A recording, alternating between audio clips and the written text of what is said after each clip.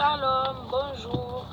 Je vois rien mais j'entends le bruit, ça commence. Alors, je continue la lecture de David Stern, plutôt du Nouveau Testament, la lecture d'un roman, version, traduction de David Stern.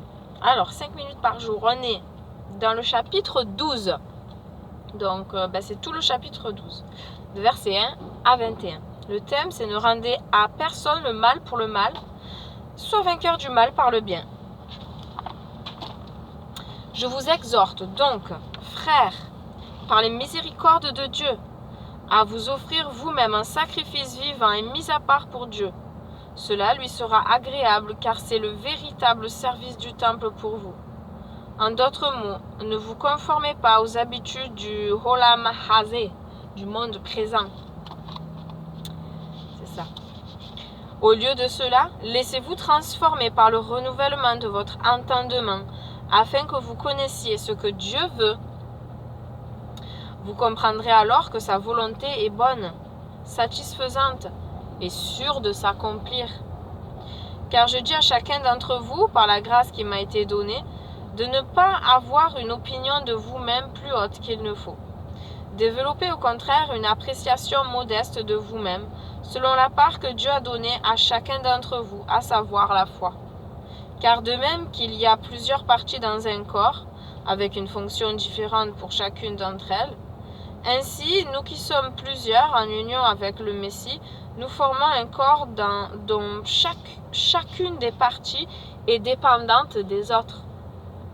Ainsi, nous avons des dons qui diffèrent et qui sont destinés à être utilisés selon la grâce qui nous a été donnée. Si votre don est celui de la prophétie, exercez-le en proportion de votre foi. Si votre don est le service, exercez-le en servant. Si vous êtes enseignant, exercez votre don pour enseigner. Si vous êtes conseiller, exercez votre don pour réconforter et exhorter. Si vous donnez, faites-le dans la simplicité et la générosité. Si vous êtes au poste de dirigeant, dirigez avec diligence et zèle. Si vous exercez la miséricorde, faites-le dans la joie. Que votre amour ne soit pas visible seulement de l'extérieur.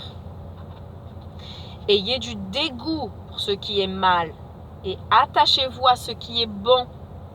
Aimez-vous les uns les autres d'un amour dévoué et fraternel et montrez l'exemple en vous respectant les uns les autres. Ne soyez pas paresseux quand un travail pénible survient, mais servez le Seigneur avec une ferveur spirituelle. Réjouissez-vous dans l'espérance qui est la vôtre.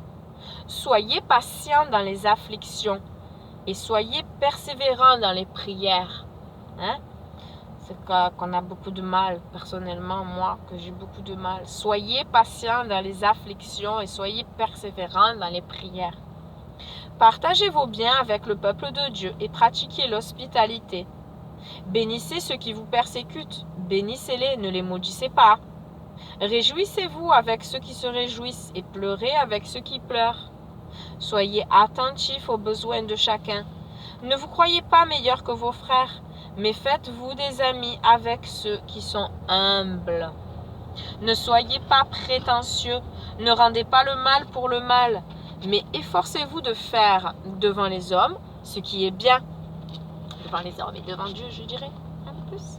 S'il est possible, et autant que cela dépend de vous, essayez de vivre en paix avec tous les hommes.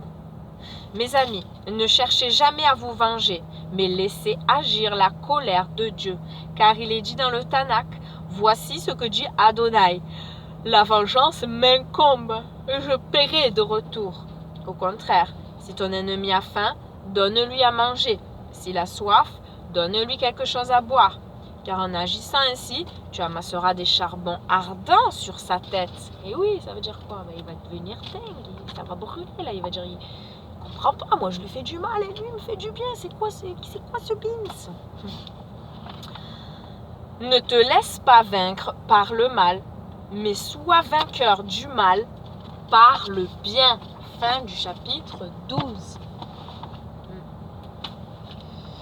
Je vais mettre la pause avant de lire la question de méditation, de prier, parce que je vais sortir. Oui, alors la question de méditation, c'est parmi les recommandations de Paul. Y en a-t-il que Dieu me demande tout particulièrement de mettre en pratique aujourd'hui? Oui, bah, c'est le verset que j'ai répété, moi. C'était... Là, c'est pas dans la même version, hein, c'est pas David Stern, mais c'est vrai. Réjouissez-vous dans l'espérance et soyez patients dans la détresse. Persévérez dans la prière. C'est à peu près pareil. Soyez patients dans la détresse. Je crois que c'était les afflictions, le mot ici. Ouais, soyez patients dans les afflictions et soyez persévérants dans les prières. Particulièrement pour moi, et que chacun relise et médite, particulièrement aujourd'hui. Qu'est-ce qu'il a besoin de demander, d'appliquer? Seigneur, il y a des jours où nous conduisons différemment. Il y a des jours où nous avons des besoins différents, même si tous ces conseils sont bons, ça c'est sûr, certain, mais voilà, des fois on est plus motivé, plus dans de meilleures dispositions, où on fait facilement les choses, ou des fois on traîne les pieds. Voilà, c'est sûr que quand tout va bien, on parle facilement, mais après quand ça va pas bien, on a du mal des fois à savoir pratiquer ce qu'on connaît être juste. Seigneur, donne-nous de pratiquer tout ce que nous savons être juste. Donne-nous de mettre en application cela. Merci encore pour la journée de vie que tu nous as donnée, de ce que tu fais battre encore nos cœurs. Moi, je suis dans l'affliction pour mon papa, mais je sais que je dois te faire confiance et que toi, tu es le maître de tout, celui qui a tout pouvoir, et je ne peux contester tes décisions. Voilà. Tout est dans tes mains. Tout se passera comme tu le veux. Moi, je suis juste là pour prier avec persévérance, te demandant encore miséricorde et grâce. C'est toi qui fais grâce à qui tu veux faire grâce et qui endurcit le cœur de qui tu veux endurcir le cœur. Tout est à toi. Je mets ma confiance en toi qui m'entend, qui me sonde, qui me connaît mieux que moi-même, et pour chacun de nous pareillement. Merci d'être toujours là pour nous, d'entendre toujours nos prières. Merci pour les anges qui nous entourent. Merci pour ta présence, ton souffle saint, pour cette grâce qu'on a de te savoir dans nos vies, de ce que tu peux et tu veux nous diriger. Qu'on sache obéir, Seigneur, qu'on sache reconnaître ta voix, qu'on ait de la sagesse, qu'on ait du discernement, comme je demande souvent, pratiquement tous les jours, c'est vrai, Seigneur. Nous avons besoin de toi. Enlève toute résistance, enlève tout orgueil, toute rébellion, toute forme de rébellion, Seigneur.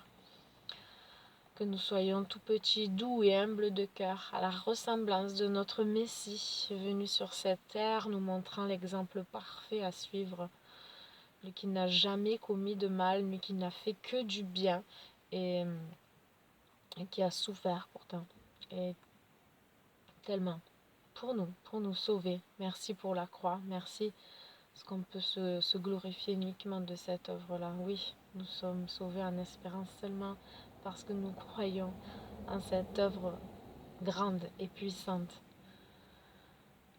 Alléluia, à la croix, tu as pris toutes nos maladies, toutes nos malédictions, toutes nos meurtrissures, et nous pouvons naître de nouveau en toi, et merci pour cette nouvelle vie. Attire encore des âmes à toi, afin que le royaume des cieux augmente et que les ténèbres reculent. Ouvre l'intelligence, ouvre les yeux du cœur. Merci, Papa. Amen. Bonne journée, soyez bénis tous. Ciao, ciao.